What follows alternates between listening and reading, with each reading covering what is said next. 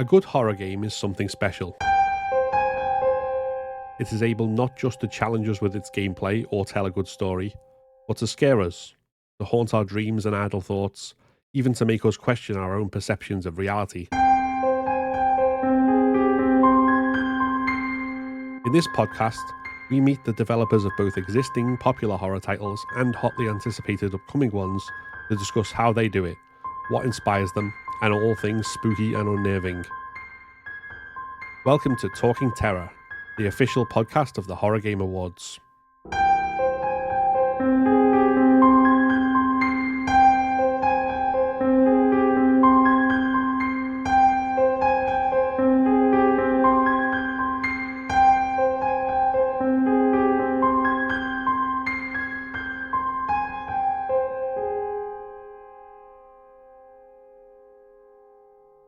Hello, and welcome to Talking Terror, the official podcast of the Horror Game Awards. As ever, I'm Phil, and I'm joined by Will, your hosts for the. I always want to say something kind of more like your horrible host, but I can never think of anything that doesn't sound cheesy. So we'll just go with your hosts, and we are delighted to be joined by Adam and Tom from SFB Games today.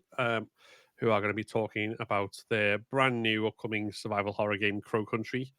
So before we dive into that itself, do you want to just kind of give a bit of background about yourselves, introduce yourselves, and kind of where you come from? Because this is your first survival horror game, but not your first game. Oh, yeah.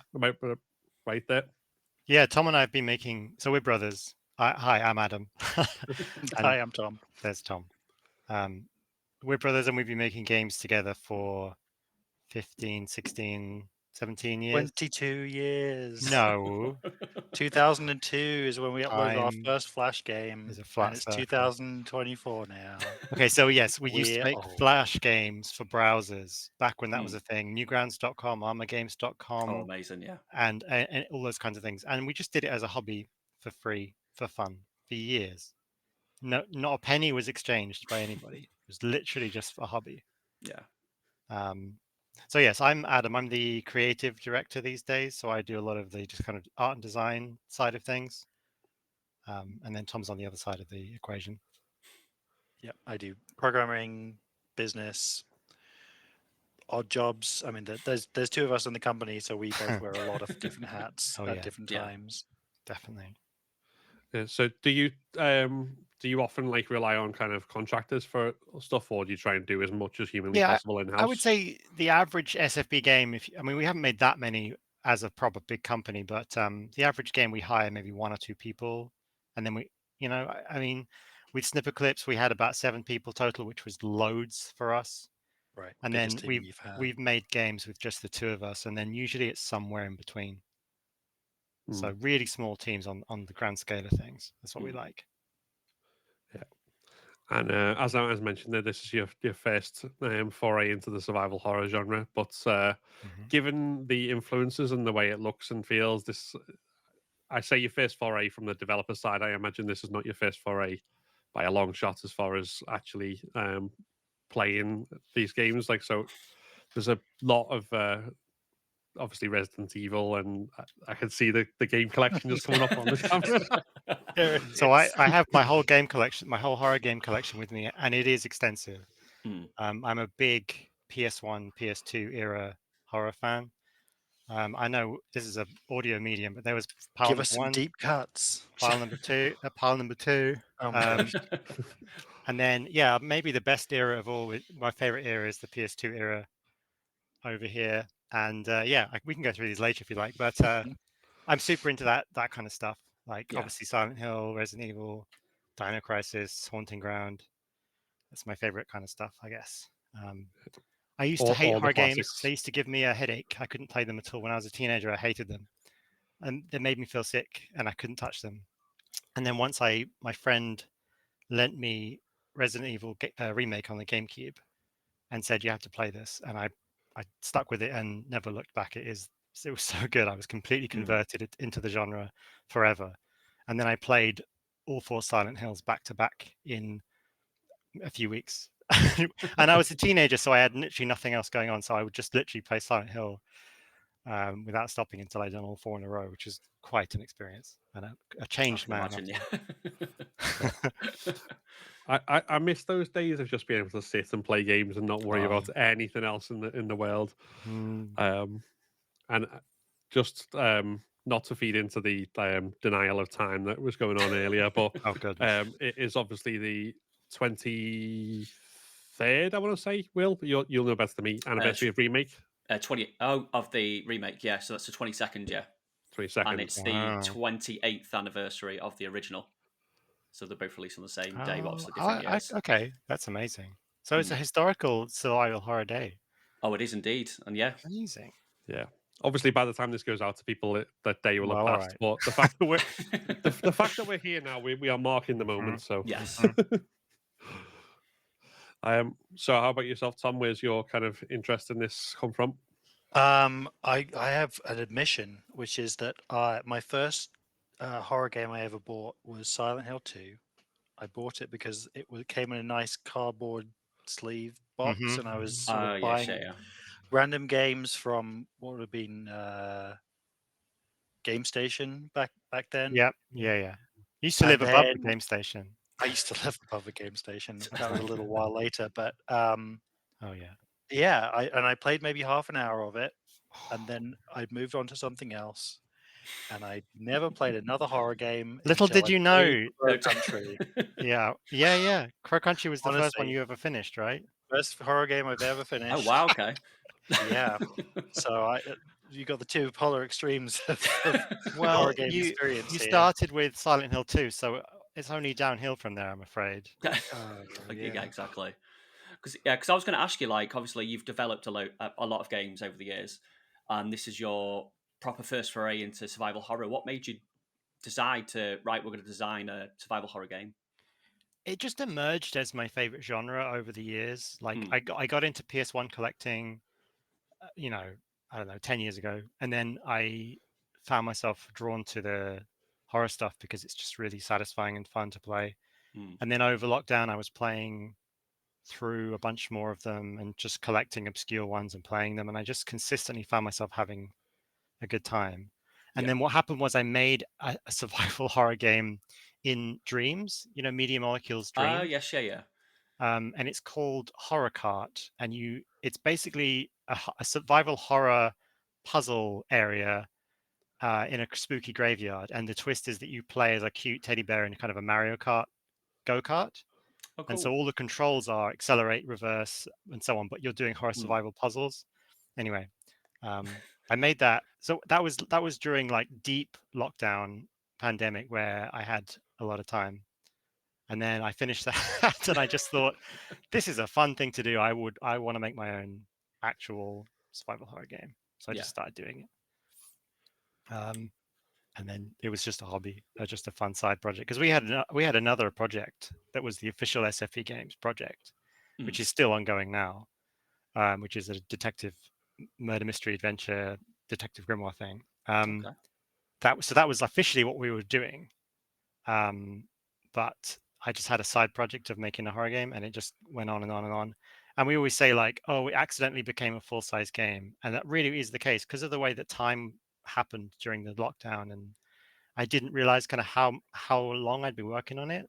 So suddenly it had 2 years of development in it. And I blinked, and it was the like worst case of scope creep ever. From I'm just going to make the minimum viable, fun prototype for the purposes of learning and fun.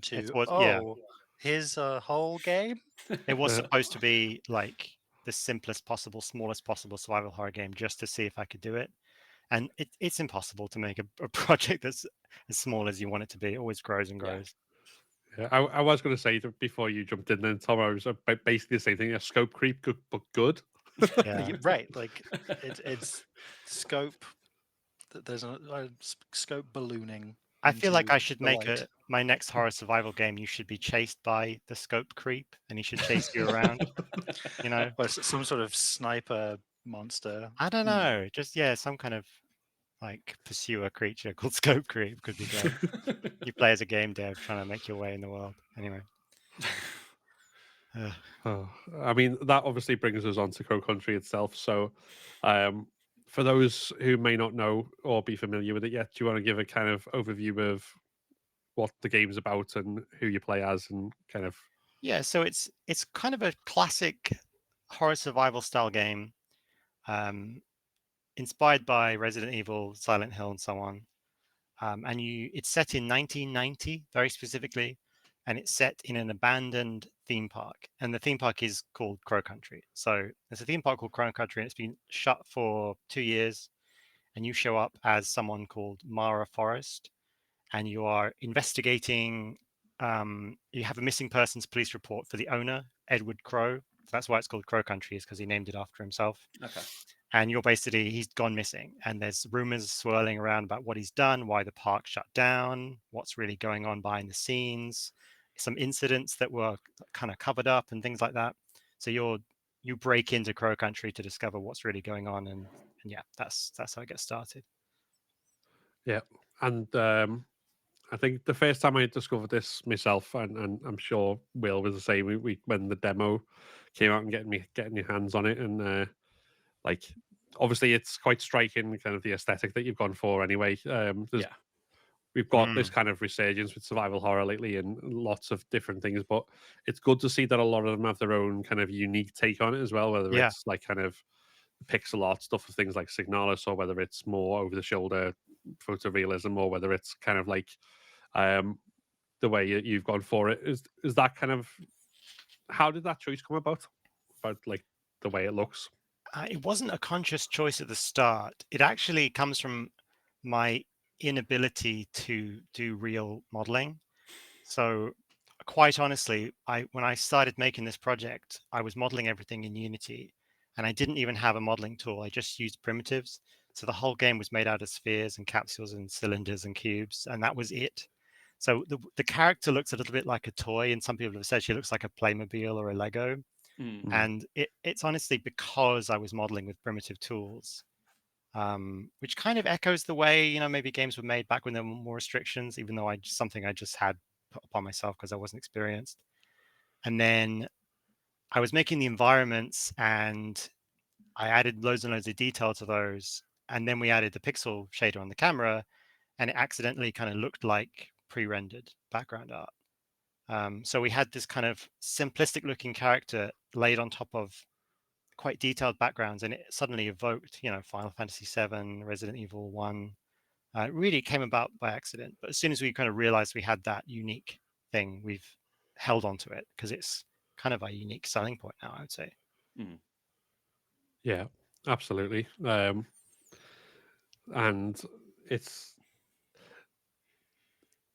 I always wonder about, because as someone again who's played a lot of survival horror games myself, and you can kind of, there's a way about them in terms of like the way the levels are structured and the way the puzzles are structured, and obviously that back and forth, which you guys capture really well. And how difficult is it? Like again, I'm sure you've said a lot of this come up about by accident, but how difficult is it to like kind of get that balance right and put those things in? Is that something you were like consciously going from the start, or did you just kind of after trial and error? I always wanted it to be puzzle heavy, because I feel like the secret to a good survival horror game is that it's actually an adventure game, in the sense that it's a world full of puzzles and locked doors and riddles and keys and that kind of thing.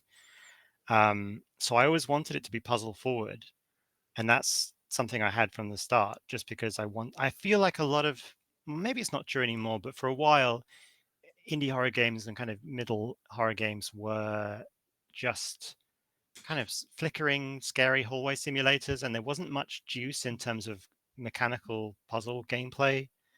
I really wanted to be the opposite of that, where it's like, okay, you're fully engaged with the game mechanics, you're collecting inventory items, you're turning statues to face, you're solving puzzles basically, because that's the fun bit. So yeah, that was the focus for me. YouTube, for better or worse, has put horror in front of a lot of people, but it has meant that then a lot of games have been designed around the idea of being watched by an audience of someone playing it, and the funny thing to do is to make them jump out of their seat, and that's a fine way to go about it. and it has been very successful for a lot of people. But it's not those games. I correct me if I'm wrong, Adam, but you've never played any of those sort of. I played Slender Amnesia, Man if or- that counts. Amnesia was one of That's the a real early game, but but it's sort of the kind of thing I don't generally like because it's a bit Sure. more ambient, a little less juicy gameplay, mechanical. I don't know. It's a mixture. Yeah. Yeah, I mean, even Amnesia, obviously the most recent entry in that has come towards survival horror. I think more people seem to be coming around to our way of thinking on this. Yes. Well, we've had the backing of the AAA for a while because Last of Us and I would say the Resident Evil remakes have really kind of shown everyone, hey, this is a great genre. It's marketable. People are buying it. People are playing it. It's not weird. It's not some fringe thing, you know. So survival horror is very much alive, I would say. Yeah, absolutely. And obviously, how does it feel like, given that like you've only got a demo out so far and already people are speed running it? Because I think I saw someone. I love the speed. There's a couple of speedrun videos and they are amazing. Yeah, I mean that's the every game developer wants people to speedrun their game. That's what they want. We all just secretly want to have a slot at GDQ where someone Absolutely. like I want someone to absolutely tear our game apart, Hmm. find sequence breaks we never imagined, and world record it in 10 minutes. So Please. I am genuinely like keeping in mind the speedrunners as I design the game. So I don't know if you've watched the demo speedrun, but you can basically skip a lot of the puzzles in the demo if you know things, because several of the puzzles are blocked by information. So if it's also for replay value. So on your second playthrough, or if you're playing for your 100th playthrough, Yeah. you get a different experience because you know what's going on and you can scoot through certain sections, and it might be quite fun and satisfying to see how fast you can do it. But also, maybe I shouldn't say this, but I'm also leaving on like doorway triggers behind locked doors. So if anyone ever in the future finds a way to push her through a door using a glitch, she will then go to the next room. Do you know what I mean? Because you could Right. easily just turn those off and the speed run would be boring. But I've left it all on. You got to so leave have on at- those, right? You got to leave on Yeah. those Legend of Zelda. Yeah, like Trigger when you play areas. Ocarina of Time, like all the trigger zones are just like buried in the ground or behind walls and stuff, and it's amazing. So yeah, There's people watching this right now taking notes, I'm sure. please try. I mean, yeah, if you report that you've found a glitch, that's actually useful for me to know. So it's all good. Yeah. I was going to say, is there anything that you've seen from the speedrun so far that surprised you? And you're like, oh, wait, we didn't know you could do that. Not the speed run, but the swans. Oh my God, Okay. yes. So sorry, Tom, to like, so in the demo, there's a puzzle you can't solve. If you go to the swan boat room, there's a kind of floating boat shaped like a swan. And it has an item around its neck, and you're supposed to get that item, but not in the demo. You cannot do it in the demo. You need another item to then drive the swan with a steering wheel, and that is not in the demo, so you can't do it. However, a few people on, let's say, Reddit or the Steam forums have gathered all the ammo in the game, gone to the swan boat room, and then shot at the swan about 100 times, and the swan has physics, so it can be nudged. And they have nudged the swan all the way around the pond into the carousel and then towards the gate. And they have got that item around its neck. And I couldn't believe it when I saw the video. I was so impressed. So that was amazing. Yeah. I don't, in a real speed run, if you can do it perfectly, it honestly might skip out a good 10 minutes, 20 minutes of the game. So it could be a viable strat, honestly. Maybe. Okay. I'd love to see it. Yeah. Well, there you go. You heard it here first. Seriously. Yeah, just get ready to get all that ammo ready to shoot the swans. And yeah, but it is cool that you guys are leaving like that stuff like that in and kind of consciously going, actually, if people can find a way to do this, then good on them. We'll let them go past it. Have you? I suppose. Have you guys put in like a speed run mode or anything like that with a timer, or is that not something you've kind of considered? No, we haven't got a proper in-game timer. It's quite tricky to get that right, and there's a number of problems with it in terms of hardware and frame rate and all kinds of things. So we're going to let people time it themselves. But there are, things you unlock for completing the game that might change your speed run. So that we're looking at, there might be kind of wacky categories and stuff that are more, I think maybe systems you can unlock that might speed the game up on a second playthrough. So we're thinking about it, but nothing that's been publicly announced yet. Yeah. And yeah, no, that's fair. I didn't want to, like, especially this late in the day, go, by the way, have you considered adding this whole extra thing? Which, No, go for it. I think, given the amount of programming that involved Tom in particular, probably would be looking at go, why have you suggested this? Honestly, time is bizarrely hard in video games. Yeah. It's true. Oh, so I'm just trying to think where else we go next. So the music and sound design in this as well. It's like it's got that whole creepy kind of dilapidated fairground thing, and there's that's probably one of the like the creepiest possible settings in like most horror. Like Oh, sure. What did you do in terms of like making it sound as just as awful as possible, as a place you would absolutely not want to set foot in? Yeah, I mean, it's set in an abandoned theme park, so it's definitely kind of a grungy, dusty place, and you want it to sound it's not very nice, it's not clean, it's not being looked after. So that's the kind of impetus for the sound design, I guess. I did the sound design myself, and then the music is made by a composer called Okoroid, who I found online, although we know them from internet history. They're actually a fellow Newgrounds.com user. There's actually, I'll mention it because it's related to this podcast in general. There's an animator called Harry Partridge, who's another Newgrounds alumni. He sometimes goes by Happy Harry, and he made, and you really should watch this if you haven't seen it. It's called Ghost Bleed, the bio horror, and it's a animated parody, lovingly made parody of survival horror PS1 games. And it's actually animated but with low poly 3D models, and it's incredible. And it's so funny. It makes fun of all the tropes and all the cliches. It's so good. And I was watching it and I was like, well, this is the best thing ever. And the music was so on point. It was like whoever did the music for this gets it. They really know what this should sound like. So I looked them up on Bandcamp, and lo and behold, they'd made like kind of other horror music and other music inspired by Final Fantasy VII. So I was just like, well, okay, Okoroid, you are the person that is going to do my game, because it couldn't be a better match. And yeah, 2 weeks later, they had the job, and we were working together on that. And it's been amazing. Like, you wait till you hear some of the music in this game. Some of it is really beautiful. Some of it is really sweet and almost funny. Some of it is absolutely awful and terrifying and will make you upset. It's really good. I can't wait for everyone to hear it. Yep, absolutely, and that's kind of the way it should be as well.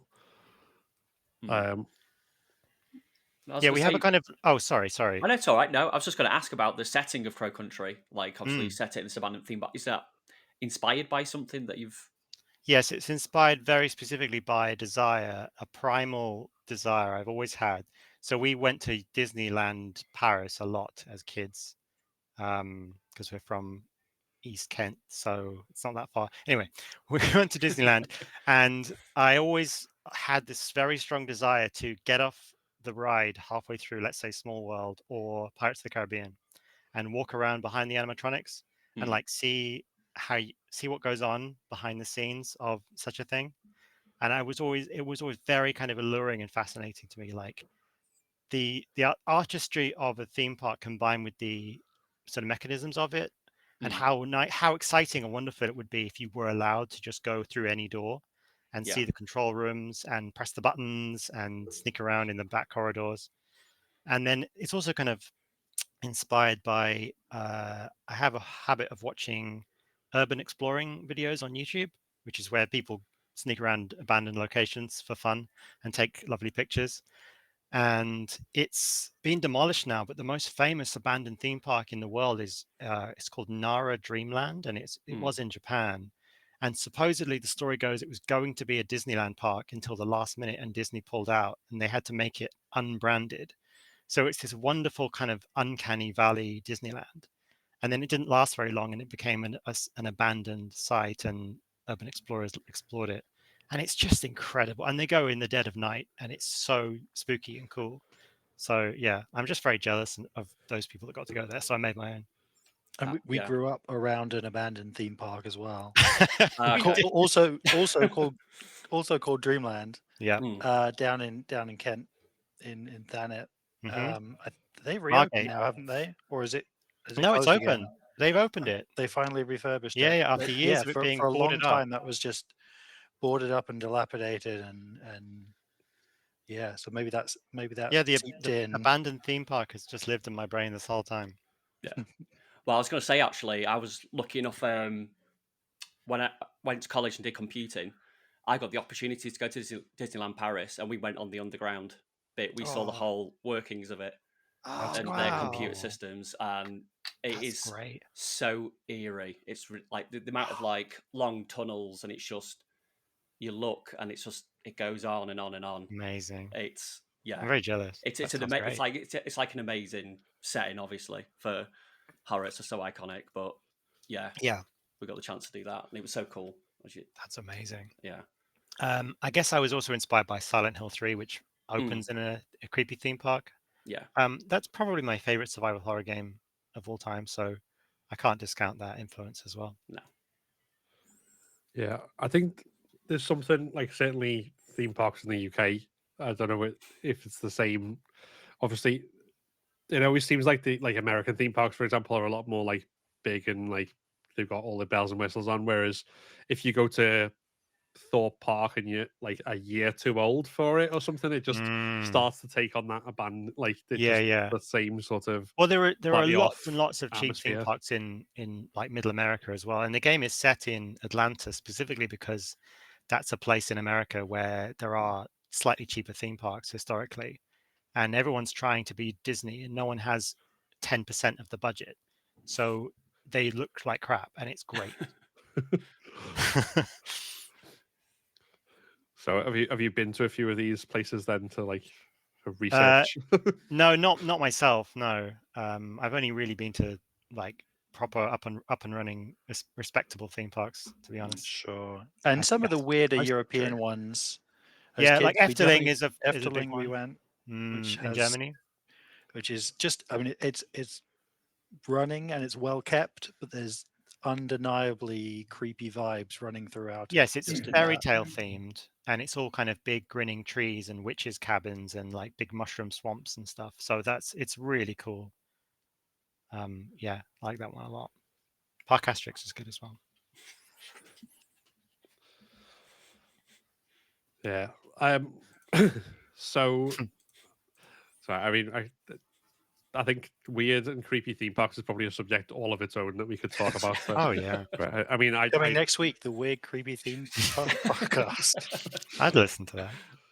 Yeah. I mean, I was just going to say that I don't live that far from Barry Island Pleasure Park, and that's a whole experience in and of itself. So, but I suppose returning to your game, since that is coming out soon and probably more important than creepy theme parks. Debatable. Yeah. Obviously, we've talked a lot about kind of the influences on it from classic survival horror games and that as well. But how much does the other types of games that you've made, does any of that feed into what's coming in Crow Country? Is any of that kind of like, is there, I suppose, SFB signature in there? I think it does. Yeah, I think it does. I think it's actually quite a strong, tangible connection.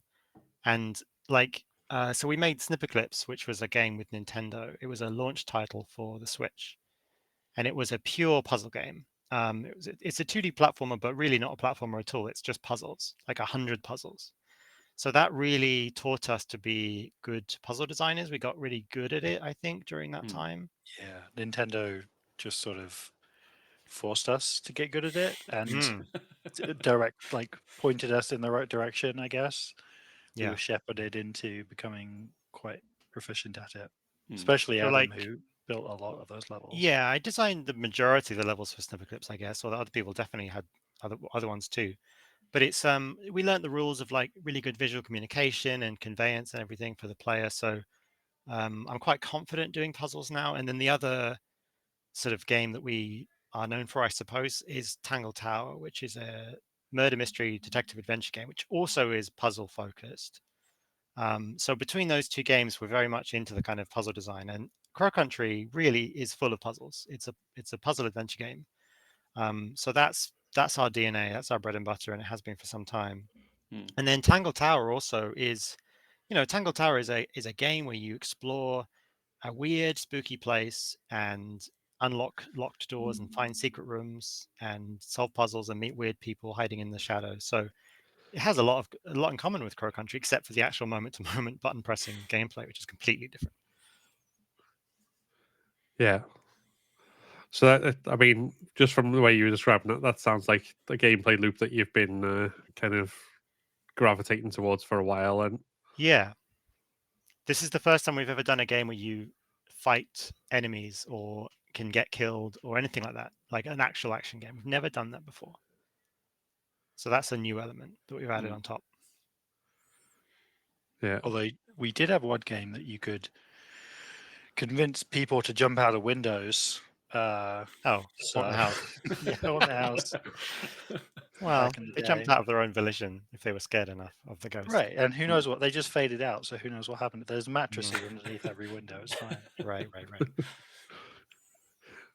Yeah. So did if this is the first time you've done combat, does that present its own challenges in like getting that right? And yeah, I mean, I actually think the combat in Crow Country is maybe this is going to sound weird, but I would say it's slightly deliberately unpolished. It's not an action combat game in a modern sense. It's not stylish combat. It's not cool looking. It's not especially dramatic. It's just, okay, do you have enough ammo? Can you kill the thing before it gets to you kind of combat. So it's kind of blunt by design. And yeah, because anything more complex than that would have definitely been out of my comfort zone for sure, having not made any kind of game like this before. But we found a niche that we were comfortable in, and there are things resembling boss fights in the game. So that's a challenge. The biggest challenge is balancing difficulty and resources and making sure it's not boringly easy or impossibly frustratingly hard. And who knows if we've even done that now? I don't know. Have we? It's going to be hard to tell until 1,000 people we've never met have played You know it. how we'll know, Tom, if we've balanced it right? Is if there are equal number of people complaining that it's far too easy and far too hard. Right, and no one's saying it's just right, because Yes. no one comments that. If you get That's not a equal comment worth making. complaints, it means you've done it right. That's all you can hope for. All right, Yeah, I'll no, start the definitely. tally chart. Yeah. What's been the most fun aspect of developing Crow Country? Because obviously you've been developing it for so long. Has there been like a standout moment that you've had the most fun with? For me, it was building the little rooms as dioramas. It really feels like an arts and crafts project for me. I love little shoebox dioramas. Any game with a Captain Toad's Treasure Tracker is one that comes to mind, where the levels are like lovely little worlds that you can just look at and rotate and spin. So I love that vibe. And the interior environments in this game are kind of inspired by Final Fantasy VII interiors as well, which are really cozy and kind of charming. So yeah, just modeling the rooms has been a real joy for me, and tweaking them until they have the right vibe. I think I enjoy that the most. And I actually find you sorry, were telling me that you designed those through the game's camera. Yeah. Right? Yeah, so the secret to the art style is that everything is made whilst looking at it through the camera that the player will look at it through. So there is never a case of me making an asset in isolation and then putting it in the game later.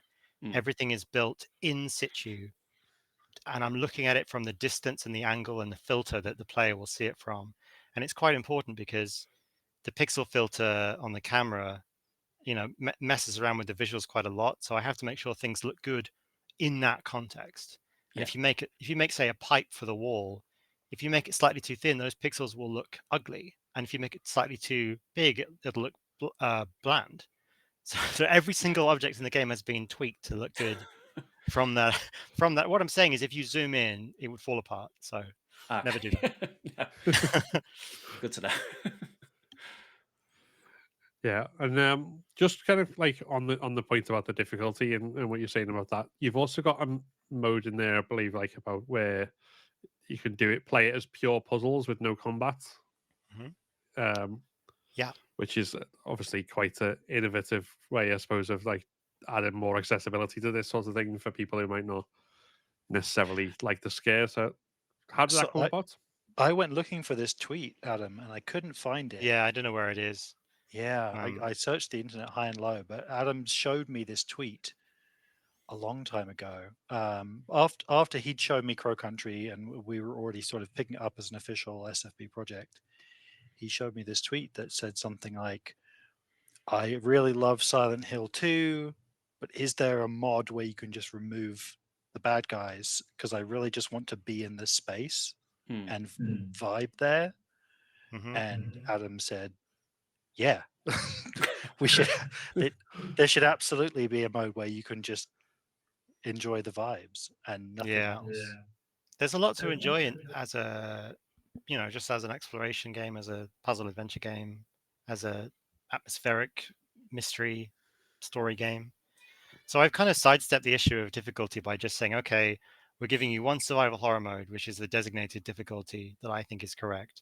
And then we're doing one that's kind of like completely separate from that, which is you cannot get killed in this mode.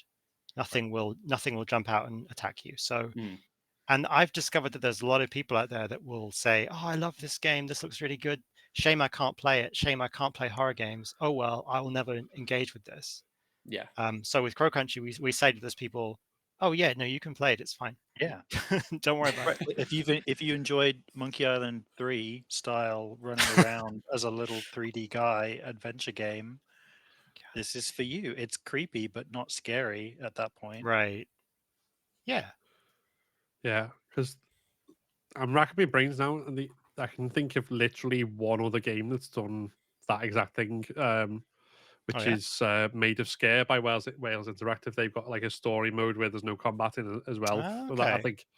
But yeah, others obviously have like story difficulty or whatever. But yes, I can't think of any that do that specific thing that you guys have done. Yeah, I mean, there's so many ways to approach this, and everyone's got their own version of it. Like I think the the game Tunic, that has I think it's called something like no fail mode, where you just can't die in the combat.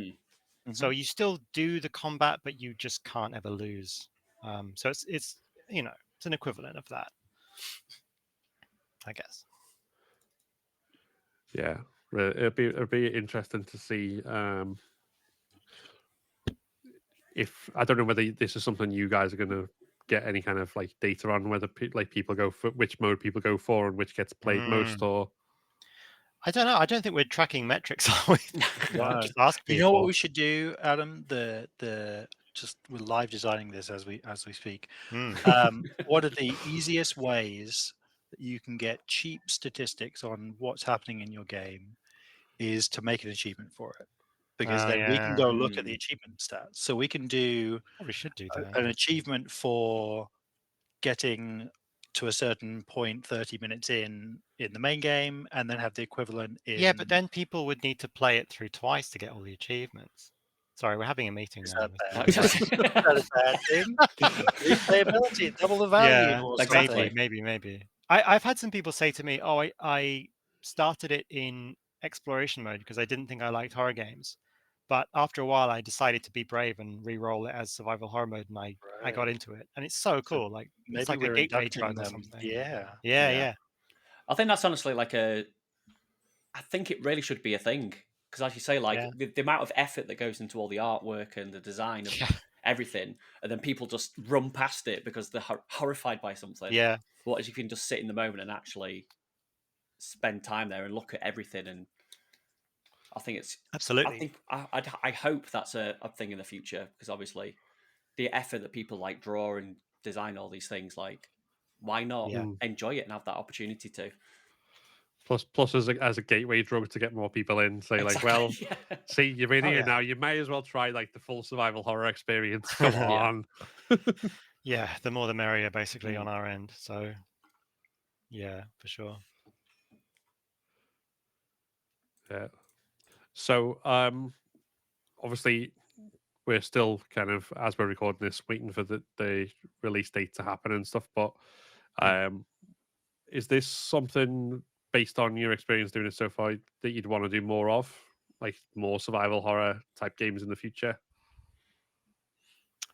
Yes, definitely. I feel like, so I made, as I mentioned before, I made Crow Country kind of on a whim from nothing. And I really didn't know what I was doing when I started. I didn't know how to use any of the tools that I was using. I didn't really know how to make a game of that genre. And I have learned all of that stuff, but I've learned it along the way. So if I was to start a new one now, I'd be like, right, this time I'm going to, make it right. There's also a laundry list of things that I didn't put in Crow Country that are survival horror tropes, like item management with a magic item box, things like that, or bullet crafting, or a pursuer enemy, like a nemesis type thing. So there's so many things I would love to do that if I make another one, it's just going to be everything I didn't do this time for sure. And yeah, I'm already coming up with ideas and stuff. An escort mission, maybe. Timed underwater escort mission. Let's get that in there. Sorry, Metal Gear Metal Solid Gear 2. Solid 2 flashbacks now. Yes, so good, so brave. Yeah. No, But yeah, why not? Let's do more. Yeah, we look forward to Crow Country 2, where you're pursued by a Nemesis style villain called Scope Creep. Oh, yes, I'm sold. I'm there. Excellent. So before we talk, kind of, I suppose, start to wrap things up and talk about more like what you're kind of seeing about horror games and the year that's coming ahead of us. Is there anything more kind of about Crow Country itself you want to mention that we've not really touched on, or anything else that, like, other reasons I suppose people need to pay attention and check it out? Gosh, well, I mean, I don't know. Tom, have you got anything that we haven't talked about that we should talk about? No, not that I can think of. I think it's really good, and it's longer than you think it's going to be as well. I think some people have clocked it as like a little tiny game, but it's actually substantial, I think. Yeah, agreed. So I played through this game for the first time in its entirety, a month ago now? Hmm. And I deliberately, obviously, I stepped on board halfway through last year and started getting things like controllers working properly and save data working properly, and then getting a demo ready and getting it working on PlayStation, all the fun Oh, yeah. technical stuff. But I was deliberately closing my eyes when editing certain scenes because I didn't want to spoil any of the story beyond the demo section for myself. Yeah. So I was able to genuinely play it pretty sort of sight unseen for the first time. So I can say confidently and without any hint of sort of self-aggrandizement that this is a really good game, because I didn't make any of that stuff. Like if the controls work, that's me. Everything else is Adam. Yeah, it's really fun, and I'm gonna have to go play some of the inspirations now because Resident Evil 2 Classic. That's all you need. yeah, Get started on that. Perfect. That'll be the gateway. Mm-hmm. Now, yeah, we had a few community questions as well. Well, 98% of them were mainly asking for: are you going to be putting out a physical version of Crow Country in the future? Are there any plans? it's something we would love to do. Mm-hmm. That's as much as we can say at this point. But if we're able to do it, we would love to do it. Yeah, that would be so great. Obviously, we come from physical media land, PlayStation 1, 2, and we love the instruction manuals, we love the box art, all that stuff. Like, obviously, we love it, and it would be great. And it would suit that. Yeah, it would suit the game super well. So, yeah, I actually think it's really nice and flattering when people ask us that, like, oh, I want to buy this for my collection. I want to have it on my shelf. It's so nice. Whether it's just speaking to a growing distrust of digital media or not, I don't know. Maybe. But it's been really nice to hear that from people, even though unfortunately we can't really respond to them and say what's happening either way because it's all up in the air. So if nothing else pans out, I'll buy a 3D printer, print up some PS1 style boxes, and burn some DVDs and ship it out to people directly. It'll be fine. Yeah. No. And then there Right. was a few. We also had the chat just beforehand about localization and languages. Is there like a confirmed full list now of languages that it's been supported in Crow Country? Yeah, for launch, we're having English, French, German, Spanish, that's European Spanish, and Brazilian Portuguese. The 4 non-English languages we're hitting at launch. It's a small set just because it's it's a lot of work to put in. Yeah, it's a and matter of time and money, really, at this point. Exactly. That's all it is. But I would absolutely love to bring more languages to it if it Yeah. does any better than terrible at launch. Yeah. I'll guarantee you that we'll be bringing. Yeah, we're handful fully aware that there's a handful of languages that we're not hitting at launch that we would love to be hitting. So we'll hopefully get around to them as soon as we can. Yeah. Because plus the infrastructure's in now for localization. So Right, we've done it once. most of the work is second time will done. be easier. Yeah. Yeah. Don't say that. And I think please, I'm looking at you. I think the final question that we had was based on. So obviously we talked about games being inspirations. Has there been any books that have been inspirations? Like, have you read any like horror books that could have inspired the game? I saw this question on Twitter and I thought about it. So I'm not really. I don't really read contemporary horror books. In fact, I don't think I've ever read a contemporary horror novel, to be honest with you. I read No mostly Stephen fantasy. Kings? Sorry? No Stephen Kings back in the No, day. I'm not a Stephen King. One of my friends reads all of them, and I hear about them. But I used to read what them a lot. I do read is a lot of like compendiums of stuff from the 1800s or early 1900s. So I've got a couple here. I've got the Fourth Handbook of Horror Stories, and it's like 100 in there. And I've got these British Library collections you can get, which are themed. So this one's all like short stories about oceans and abandoned shipwrecks, and there's one here about plants, and they're really good, and they're all written from the perspective of people in the olden days who didn't have technology or guns or the internet. So it's very like, so they didn't know about science yet. So I love reading books from like that era because the paranormal is more real to them because they don't know what's up yet. You know what I mean? Yeah, Like the Industrial Revolution hasn't quite happened. They haven't quite worked out what molecules are like. So anyway, so I love that kind of era of horror. I think my favorite short story, and it's a well-liked one. It's called The Voice in the Night by William Hope Hodgson. It's very short. If you like short horror stories, you should look it up, and you can read it in like 20 minutes. And it's genuinely, it's about a ship in the night and some fungus and a voice, and it will leave you itching afterwards. Yeah, so good. So that's the kind of thing I read. I don't know if any of it has had an impact on Crow Country specifically. Maybe it has. Thematically, that there is a big thematic influence on what Crow Country story is about, and it's very much written from the perspective of someone in 2024. But I can't talk about it without spoilers, so you have to find out what it's all about when you play the real game. Intriguing. Yeah. So yeah, it'll be. I think there will hopefully be a lot of very interested eyes on this game when it releases, and I know certainly we'll be among them. Definitely ready to snap this up and just like Amazing. devour every second of it. But for yourselves, like we this year is going to be another year after last year, like stacked with like really good horror games. It looks like. Yeah. Have you got your eyes on any either that have already come out or that are coming out in the next 9 months or so that kind of catch your eye, or that you want to sit down and once this is out the way, take some time and just play and relax? There's a couple of indie ones that I'm definitely going to play. Hollow Body looks fantastic. Yeah. So that's doing a kind of Silent Hill 2 and 3 era thing, and it's doing it very well. And that looks really, really good. I know the guy, Nath, as well, who makes those. He comes from adventure games too, so he really knows his puzzle design. And there's many others, but that's the one that comes to mind.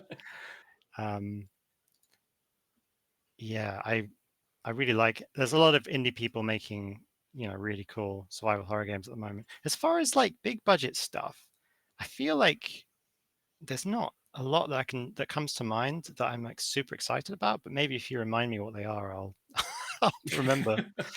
Well, I'm we've not had sure. Alone in the Dark that released this week. Was it Oh, right. 2 days ago? We've had that one. I haven't had a look at that yet, but I should definitely check that out. That's probably the biggest budget Yeah. survival horror game that's releasing. Maybe not the biggest budget horror game altogether, but No. certainly within the genre that's releasing this year. Well, we Yeah. got Silent Hill 2 remake as well, which I don't think Mm. counts. Yeah. But Well, there's- if that's released in this year, Konami is obviously keeping very Exactly. tight-lipped on this. sure. Yeah. There's a There's, thing that I saw today was the in GameStop there was a post that said late 2024 on it. So we've got okay. basically- Really? Yeah, so we've got a window now of the end. So it's probably going to be between September and December.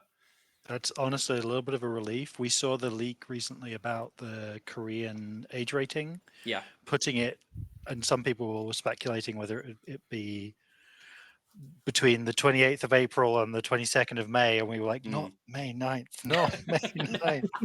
I mean, I know the overlap of audiences is not a perfect circle, but certainly if someone was looking to buy a horror survival game that day, and there's us, and then there's Silent Hill 2, Yeah.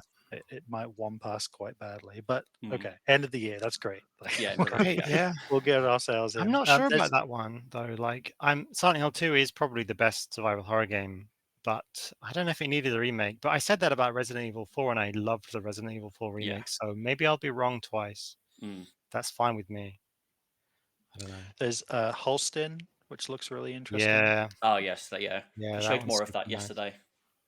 Looked really good. The other one I really like the look of is Heartworm, but that says 2025, so that's a little way off. Yeah, but that's another indie one that looks really nice and charming. It's going to be a really competitive awards, I think, this year. As you say, I think it's going to be like this forever now. The industry is just really big, and there's more indie people than ever, more big companies than ever. It's terrifying. So I have a list here. So we subscribe to some sort of game developer business tools stuff, but it lets me look at what's coming out this year as a survival horror, ordered by their own hype score, which is sort of an amalgamation of like insider info, Steam followers and Steam wish lists ranking and everything. So look, Crow Country's on the first page here. It's not doing too badly. It's, but I can see all of them basically here. So there's a lot coming out this year, like a lot.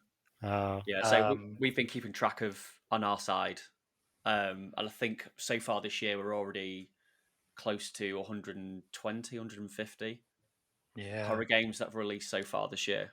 Oh my gosh, this says there's 958 still to release. Wow. I don't know if that's 3 a day includes like every single, because Steam just like sometimes churns out all sorts of stuff as well, right? This is definitely some of these will be nonsense. This is all of them that are coming up, incling not just this top year, ones at the like hype forever. list, Tom. What's the top like hype? Well, so the very top one is one called Blight Survival. Remember, this is just like Steam tags, which I mean, you can tag your game as anything you want. So it might be like a survival game that's quite scary, but it might not be a horror survival game. Got it. Yeah, I think I've seen it's like a night, and you're like going through like medieval times with like a Soulsborne type game. That's the one. There's a lot of those as well. Rooted, which looks a lot more like a survival game than a horror game. Then Silent Hill 2 is number 3 on here. A game called Derelicts. Then No More Room in Hell 2, which great name. Beautiful Light. Killing Floor 3 is going to do great. Just because people like the other ones.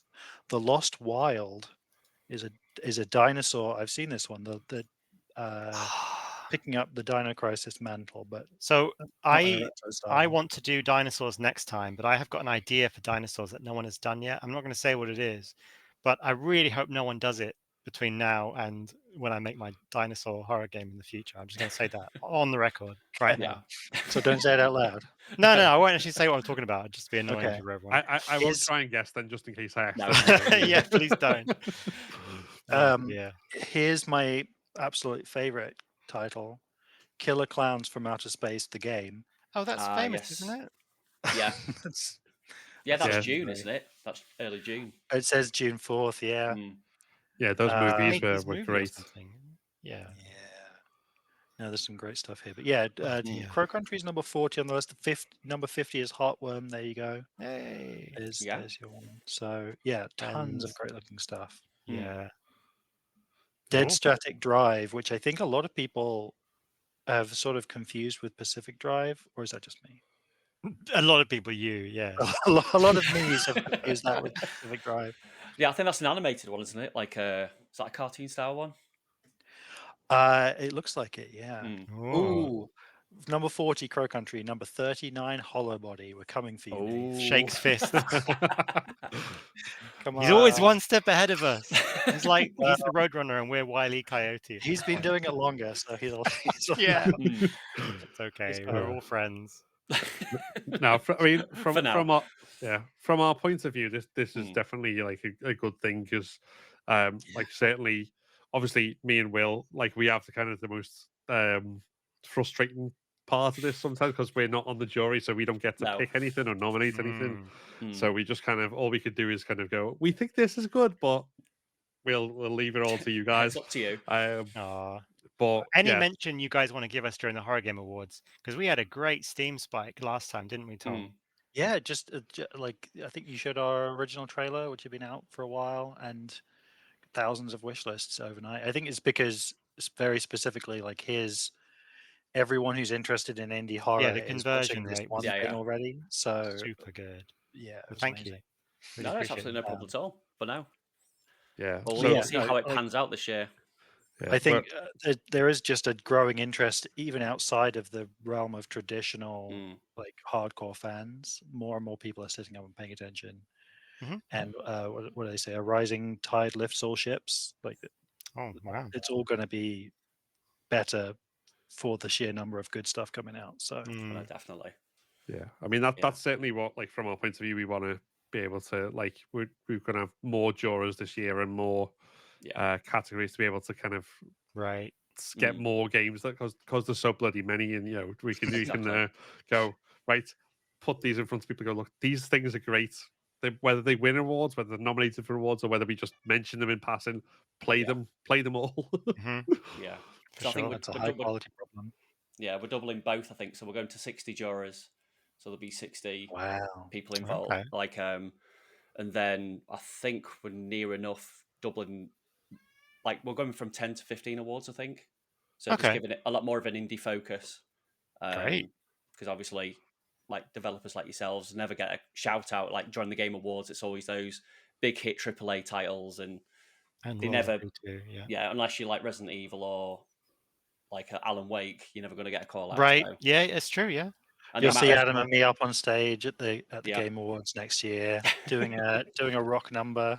Yeah, we'll be dancing and you need a surprise live action musical interlude. Yeah, absolutely. Sure. Why not? I'm coming for you, Jeff. And obviously there's our guest appearance from Will's cat again, as usual. Every single time. Is Tip around? I thought it was Tip this whole time, but no. No, he's out, I think. Hold on, my dog is asleep and currently dreaming. No, hi. Right. Well, there we go. That's I think really sweet note to end on. But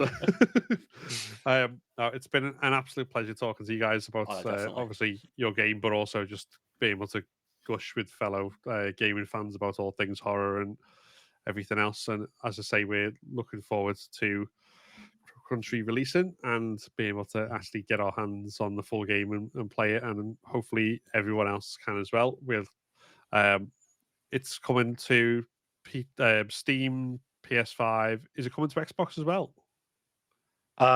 We have nothing to announce at this time. Okay, so just the two, but obviously both of those you can wishlist already if you haven't. So check out the links below in the description of this podcast to make sure you do and show some support.